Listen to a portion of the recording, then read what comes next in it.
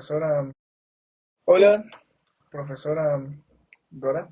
Nosotros somos Citlali Terrones y Ángel Gallegos y en esta ocasión vamos a hablar sobre los capítulos 21, 22 y 23 del tomo 1, los penúltimos, del libro del Capital de Karl Marx.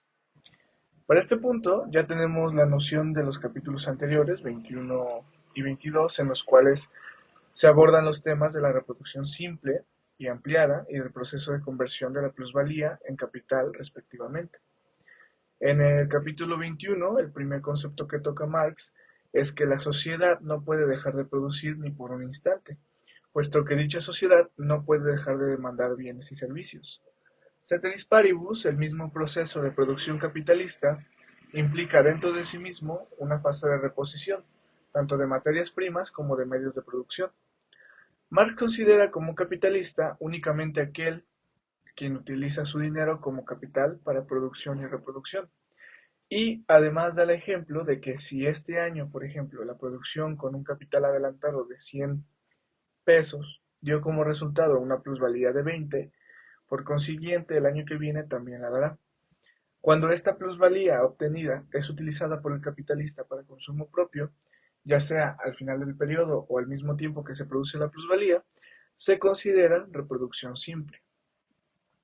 Pero Marx habla de que el capitalista no quiere vivir del trabajo propio, sino más bien del trabajo de los demás.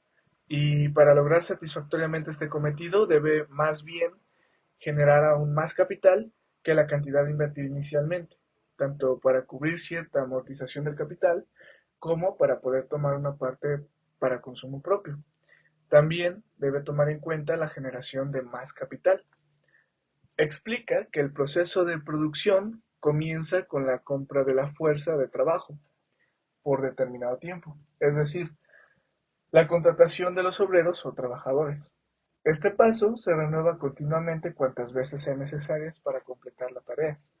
Además, no se paga esta fuerza de trabajo sino hasta que haya sido concluido tanto el proceso de creación de la mercancía y por ende su valorización, como la fase de creación de la plusvalía.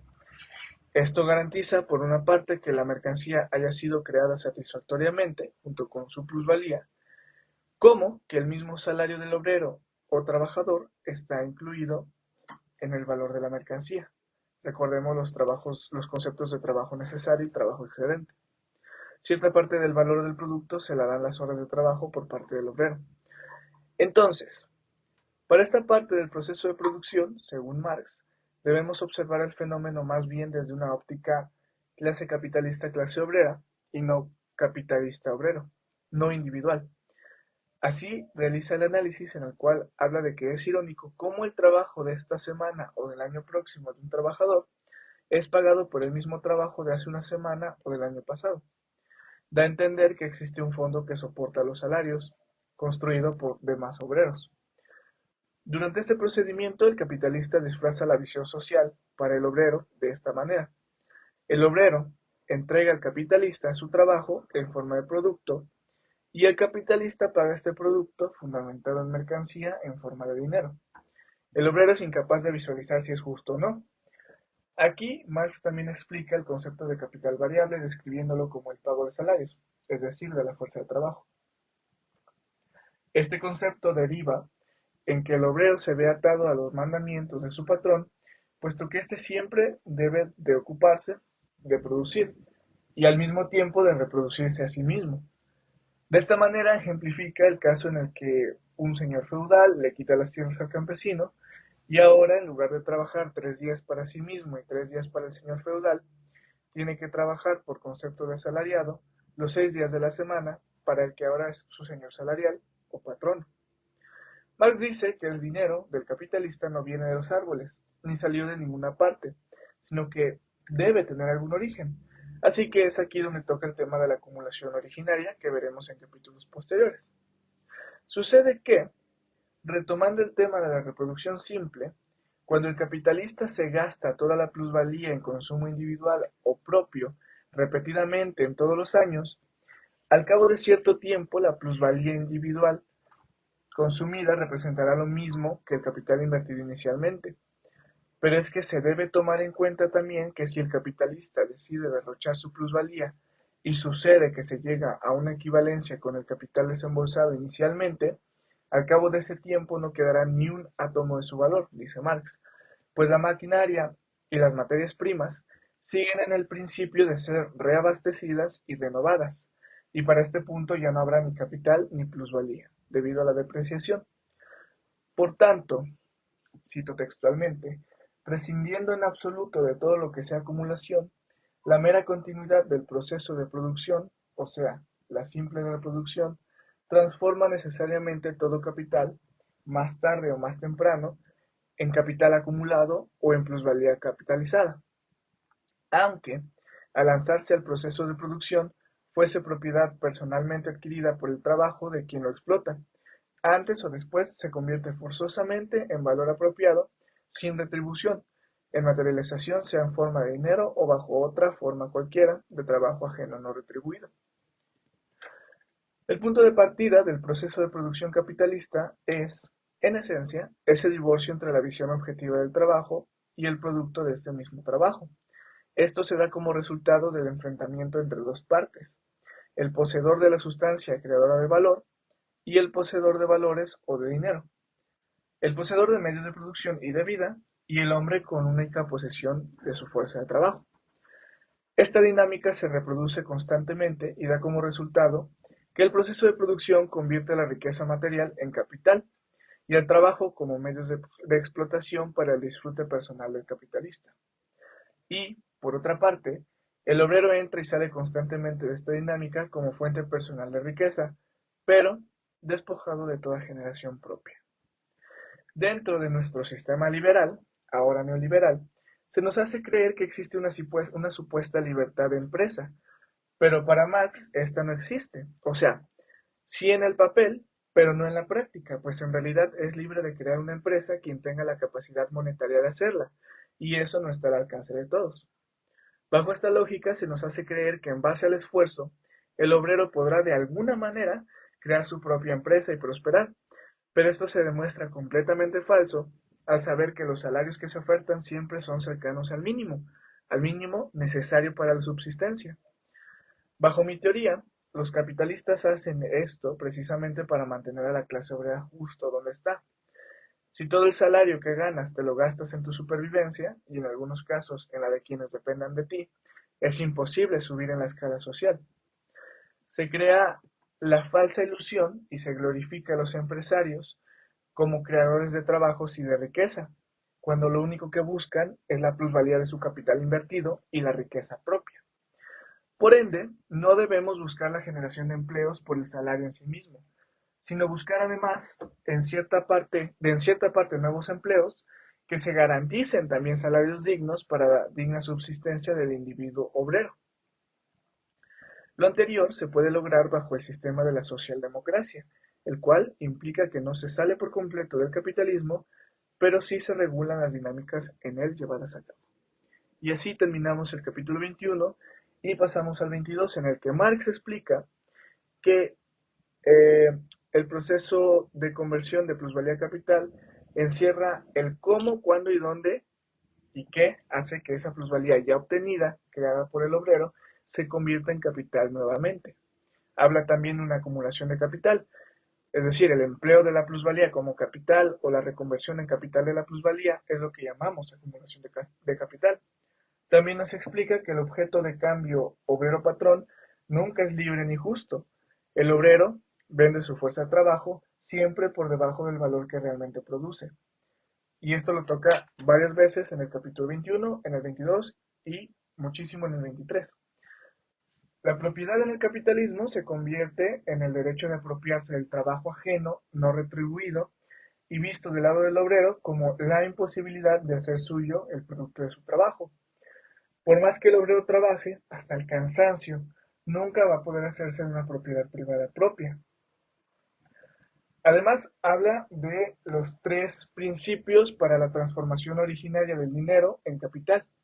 El primero es que el producto pertenezca al capitalista y no al obrero.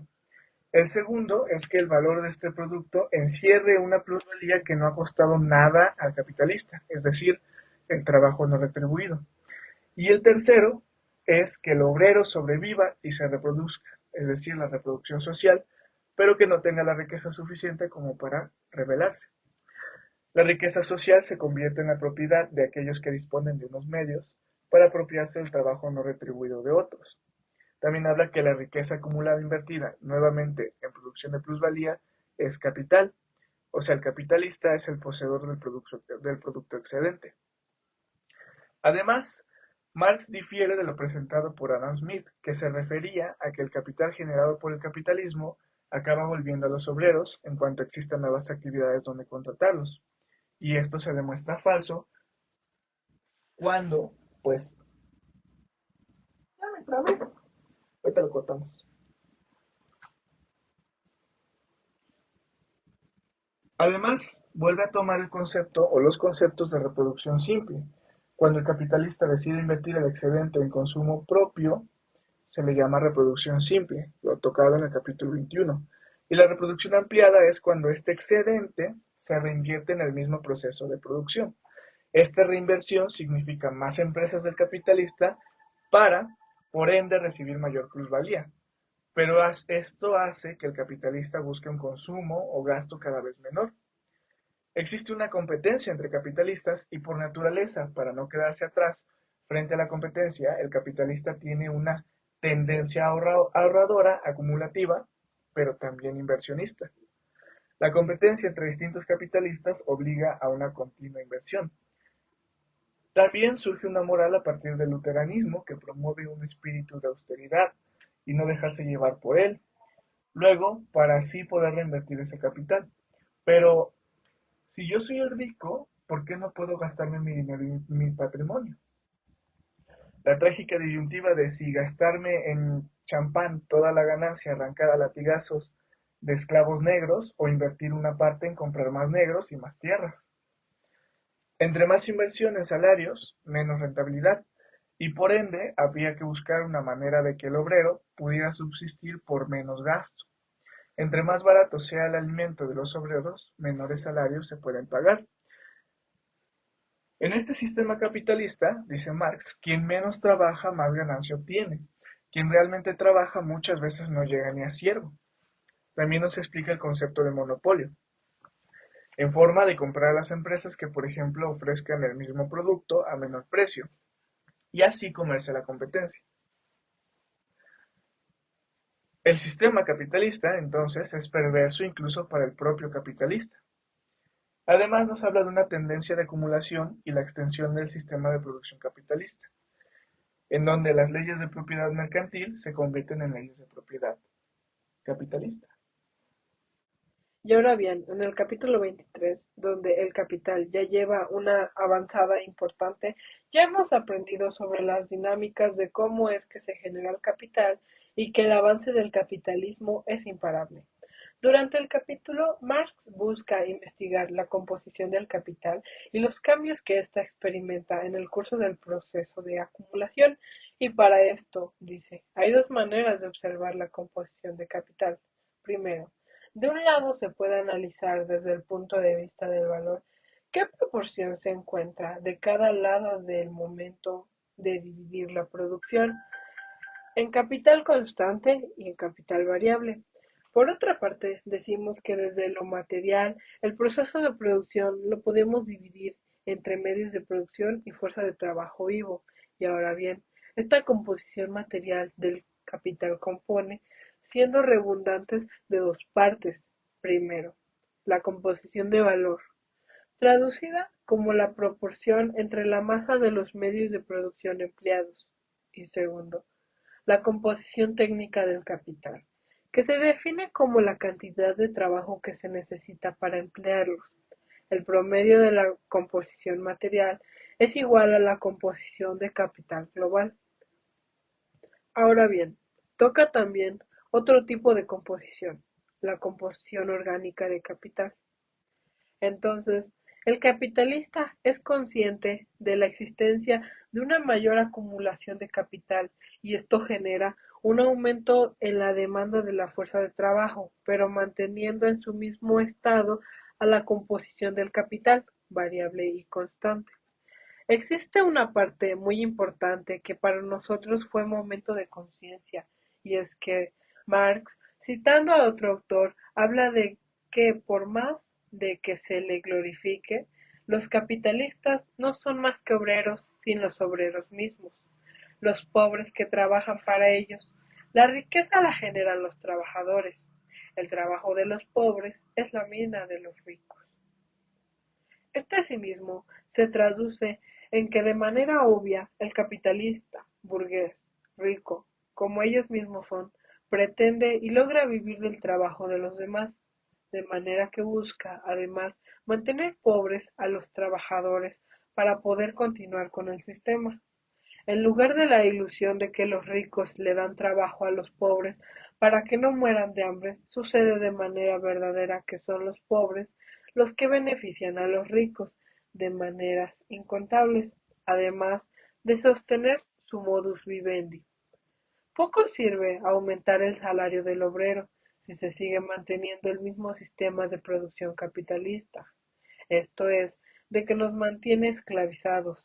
Es preocupante que el problema de este sistema no sea la generación de plusvalía, sino la distribución de esta riqueza. Existe un autor de un videolibro cuyo nombre desconocemos, pero que se hace llamar Mad Marx 2017, que pone de ejemplo el caso de la empresa Zara, la fabricante de prendas, y es que en promedio, según sus cálculos, resulta que cada trabajador genera cerca de 50,000 al año con su trabajo. Sin embargo, sus salarios se encuentran aproximadamente 15,000 dólares anuales. La plusvalía es la que se queda, en este caso, él o los dueños de Zara. Esto se relaciona con las palabras de Marx en su libro donde dice: la ley de la acumulación capitalista, que se quiere convertir en ley natural, no expresa, pues, en realidad más que una cosa, y es que su naturaleza descarta toda baja del grado de explotación del trabajo o toda alza del precio del trabajo que puedan poner seriamente en peligro la constante reproducción de la relación capitalista y su reproducción en escala constantemente ampliada. Y no puede ser de otro modo en un sistema de producción como este, en el que el trabajador existe para satisfacer las necesidades de valorización de los valores existentes, en vez de ser, de lo contrario, existir la riqueza material para satisfacer las necesidades del desarrollo del trabajador, así como el hombre, en la religión, es dominado por el producto de su propia cabeza, así en la producción capitalista, este es dominado por el producto de sus propias manos.